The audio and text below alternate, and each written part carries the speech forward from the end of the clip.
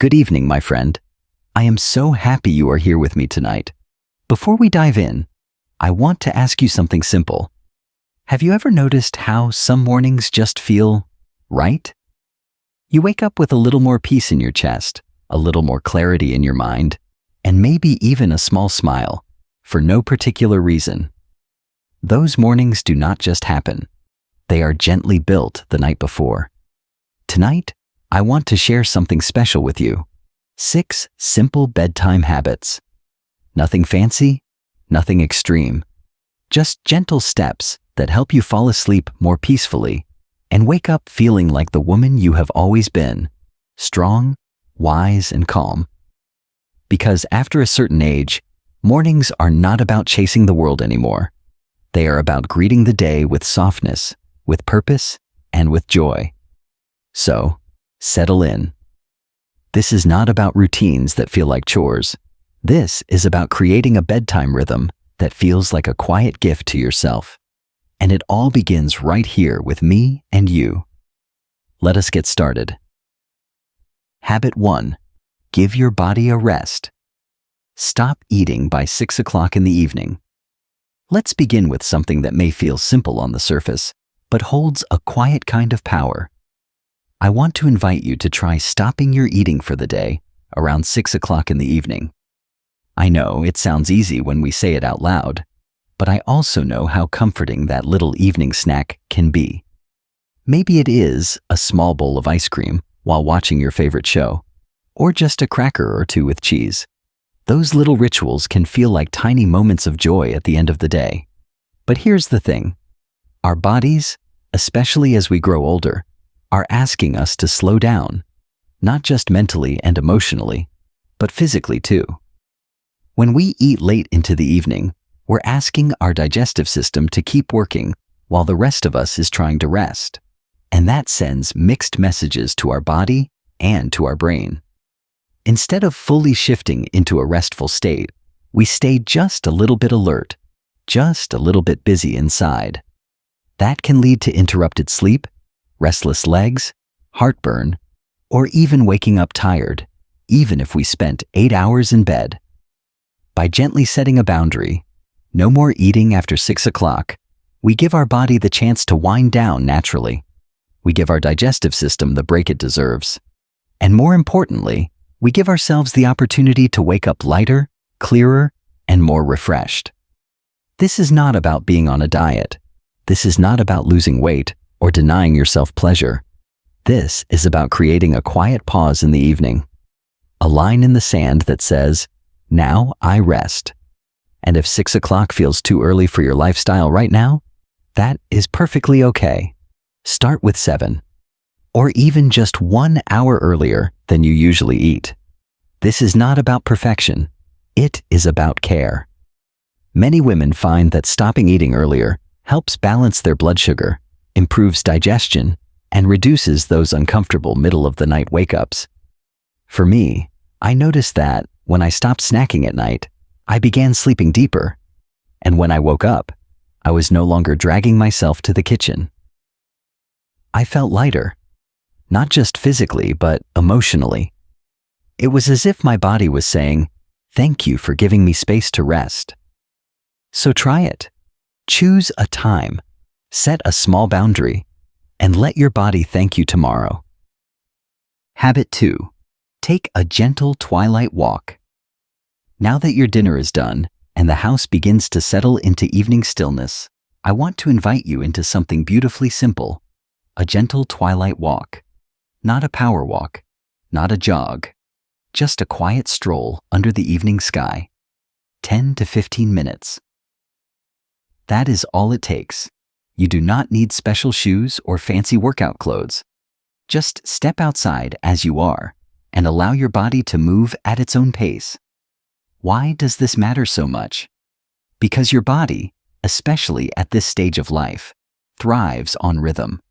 And nothing brings the body back into rhythm like nature itself. When you walk in the soft, fading light of the day, when the sun is low, the birds are quieting, and the world is beginning to dim, you are helping your internal clock reset. That clock, called your circadian rhythm, is responsible for telling your body when to wind down and when to wake up. For many of us, that rhythm starts to shift with age. We may find ourselves wide awake at bedtime or waking up at 2 or 3 in the morning, wondering why we can't just sleep through the night like we used to. But here's the lovely part. That rhythm can be gently coaxed back into place with small, loving habits. A twilight walk is one of the most powerful and natural ways to do just that. The light at dusk tells your brain, it's time to begin letting go. It helps encourage melatonin production, which is your body's natural sleep hormone, and it calms the nervous system, reducing that hum of anxiety or restlessness that sometimes creeps in as the night wears on. The walk itself doesn't need to be structured. Maybe you loop around your backyard. Maybe you walk to the mailbox and back. Maybe you stroll slowly down the sidewalk, waving at neighbors, listening to the leaves rustle in the trees. Let it be simple. Let it be quiet. Let it be yours. And it is not just about sleep. Walking after dinner supports digestion. It reduces that heavy, sluggish feeling that can come from sitting down too soon. It moves your body just enough to ease bloating, stiffness, or discomfort. And emotionally, it becomes a sacred pause, a moment to reflect on the day, to breathe, and to simply exist without needing to do anything more. If you feel unsure about walking alone, consider calling a friend while you walk, or even asking a neighbor to join you once or twice a week. If you have a dog, bring them along. But even if it is just you and the sound of your footsteps, this moment can become one of the most cherished parts of your evening. So tonight, just after the sun dips low and the air turns cool, take your walk. Let the world around you settle, and let your soul settle with it. This is not exercise. This is grace in motion, and it is yours.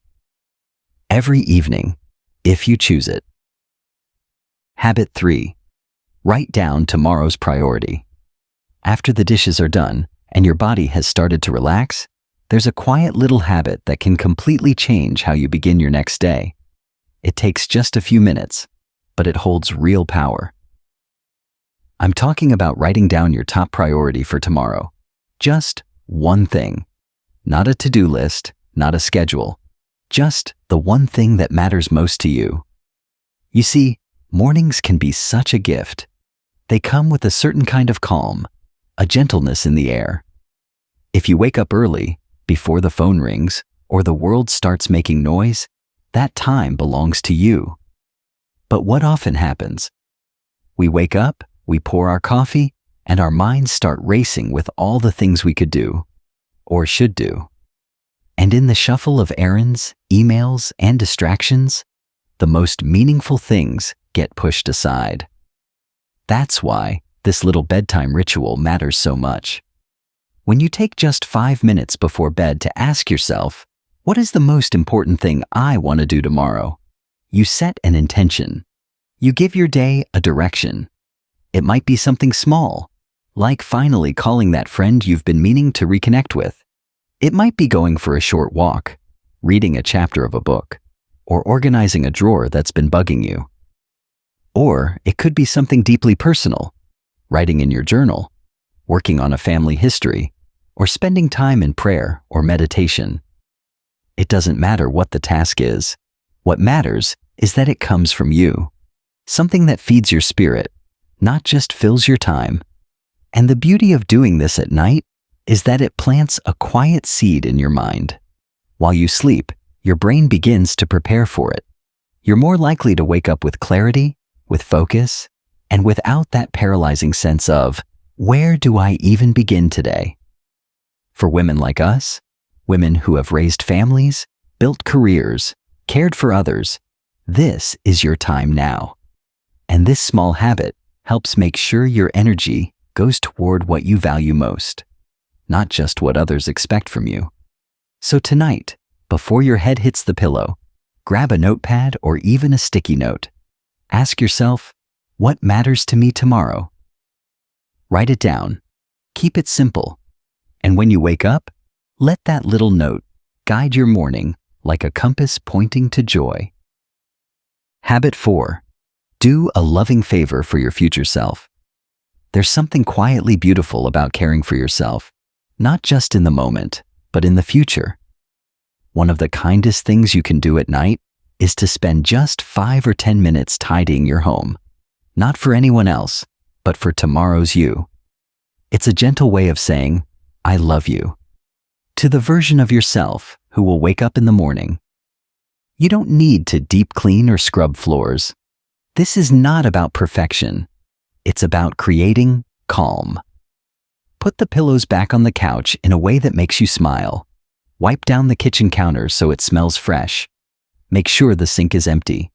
Maybe even load the coffee maker, so in the morning, all you have to do is press one button. These tiny tasks, though they may seem unimportant, can have a big emotional impact. Because when you wake up and walk into a kitchen that's clean, a living room that's orderly, a home that feels peaceful, your entire nervous system responds.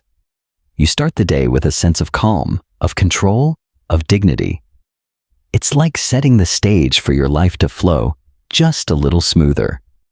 And it's not just about neatness, it's about intention. It's about making your space sacred, even if it's just you living there. Especially if it's just you. Your environment affects your mood, your mindset, and your sense of possibility. A peaceful home in the morning makes room for peaceful thoughts. For years, I rushed through evenings. I'd leave dishes for the next day, toss the throw blanket on the floor, let the mail pile up. But as I've grown older, I've learned that 5 minutes of loving attention at night makes all the difference. It tells me that I matter, that my comfort, my clarity, and my peace are worth the effort. So tonight, before you go to bed, look around with gentle eyes. What little act could make tomorrow easier? What small thing could bring you a sense of order when you rise? Straighten a chair, place your book where you'll see it in the morning, or turn on a lamp with a soft bulb so the room greets you kindly. Think of it not as a chore but as a gift, from the woman you are tonight to the woman you will be when the sun comes up. And I promise you, she will be grateful. Habit 5. Nurture your skin. A gentle retinol ritual. Now let us talk about something we often overlook, not out of neglect, but simply because life has had us focused on everyone else for so long. Tonight, I want you to gently turn your attention to your skin. Yes, your beautiful, wise, well-traveled skin. It has carried you through decades of laughter, tears, hard work, and soft touches. It deserves a little care at the end of the day. One of the simplest and most effective things you can do is introduce a nighttime skincare step using a retinol cream. Now, if you've never used retinol before, do not worry. It's not too late, and it's certainly not too complicated. Retinol is simply a form of vitamin A that helps encourage skin cell renewal. It helps fade fine lines, softens texture, and gives your skin a gentle glow. And more than anything, it reminds you that you are still worth caring for. I know for many of us, especially if we grew up in a time where skincare was considered a luxury, it can feel a bit foreign to invest time in something that feels indulgent. But this isn't vanity. It's tenderness. Taking 5 minutes each night to wash your face, apply a small amount of a gentle retinol cream, and massage it into your cheeks, your forehead, and yes, even your neck, is an act of love. Not just for how you look, but for how you feel. There are plenty of affordable, high-quality retinol creams available over the counter. You don't need anything expensive or complicated. Brands like Oil of Olay, CeraVe, or Neutrogena offer options that are dermatologist recommended and easy to find. If you're just starting out, begin with a lower strength formula and apply it every third night. Then slowly work your way up. Your skin may need a little time to adjust, and that's perfectly okay. And don't forget your neck and chest area. Those delicate areas often show age faster than the face, and they deserve the same kind attention. If your skin feels a little dry afterward, follow up with a nourishing moisturizer. Something simple and unscented works well. The goal isn't transformation. It's comfort, consistency, compassion. This ritual can also become a calming part of your bedtime routine. Turn on soft music. Light a small candle. Let your reflection in the mirror become less about judgment and more about gratitude for all your face has seen and for how it still lights up when you smile. So tonight, take a few minutes for your skin. It is not about turning back time. It is about honoring the woman you are and treating her with the same tenderness you've always offered to others. Habit 6. Magnesium, a gentle mineral for restful sleep. Let's talk about something that might be missing from your bedtime routine. Not a lotion or a habit, but a tiny mineral that makes a world of difference. Magnesium. Magnesium is an essential nutrient that supports over 300 different functions in the human body. That's not an exaggeration. It truly plays a part in everything from nerve function to muscle relaxation to regulating mood and promoting deeper sleep. And yet, many of us are not getting enough of it, especially as we age. When I first learned about magnesium, I had no idea how much it could impact my ability to sleep through the night. Like many women my age, falling asleep wasn't the issue. It was staying asleep. I would wake up around 2 or 3 o'clock in the morning and just lie there, staring at the ceiling, hoping my body would quiet itself again. That's when I started taking a gentle magnesium supplement in the evening. Within a few days, I noticed a difference. My body felt more relaxed. My mind slowed down, and those long stretches of wakefulness in the middle of the night, they started to fade. Now, not all magnesium is created equal. Some cheaper supplements can be hard on the stomach or contain fillers you don't want. So take a moment to do your research, or better yet, talk to your doctor. Look for a high-quality magnesium glycinate or citrate, and be sure it's free of unnecessary additives. This is especially important if you already take medications or have health conditions. You can also find magnesium in certain foods: leafy greens, pumpkin seeds, almonds, even dark chocolate. But even with a healthy diet, it can be hard to get enough through food alone. That's why a small, thoughtfully chosen supplement can be helpful. And if you find yourself needing a little more support on restless nights, some women benefit from combination supplements that include magnesium along with melatonin or gentle plant extracts like chamomile. I personally use a product from Charlotte's Web called their Stay Asleep Gummies. They help on the nights when my mind won't settle, but I only use them when truly needed. Sleep aids should be tools, not habits. Remember, you don't have to be perfect with this. The goal is not to take a handful of vitamins. The goal is to feel better, slowly, gently, over time. So tonight, consider giving your body what it might be quietly asking for: a bit of magnesium, a bit of peace, and the gift of a night where you not only fall asleep, but stay asleep and wake up feeling like yourself again. Bonus habit: a light-hearted laugh before bed, the trifecta of doom. Now that we've walked through 6 meaningful ways to wind down your evening, I want to offer you one more habit. This one's a little different. It's not about supplements or skincare or to-do lists. It's about something we don't often think of as part of wellness, but maybe we should. It's laughter.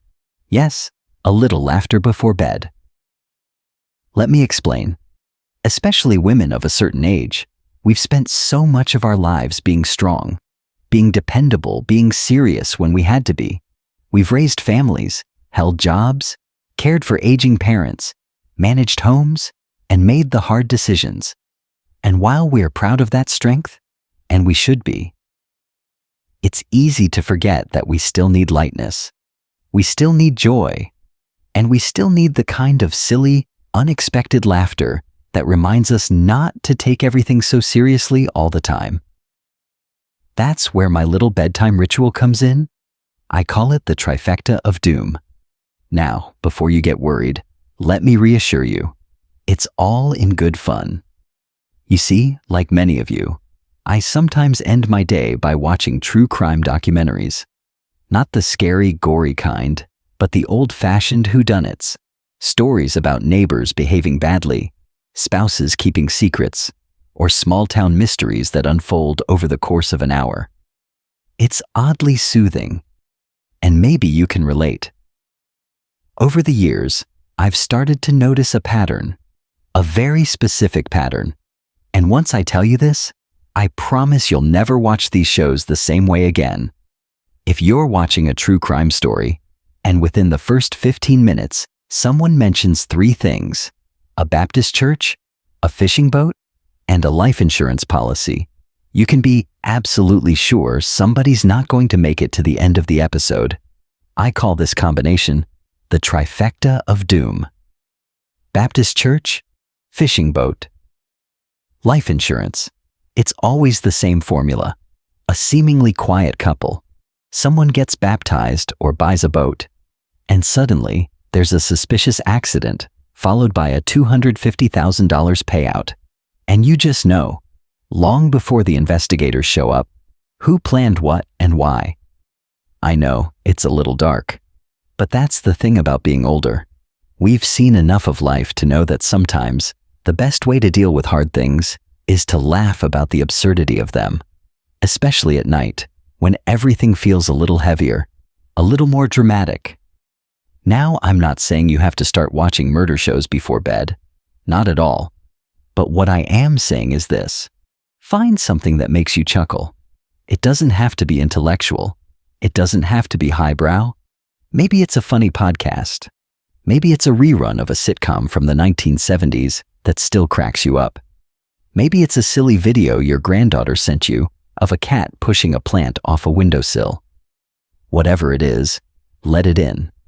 Because laughter at the end of the day does something beautiful. It resets your nervous system. It tells your brain, we're okay.